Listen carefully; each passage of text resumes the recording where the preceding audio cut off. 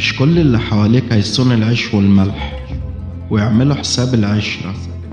هتلاقي فيهم اللي كان ماشي معاك عشان المصلحة وبس، وأول ما مصلحته تخلص وما يلاقيش منك منفعة هتلاقيه فص ملح وداب.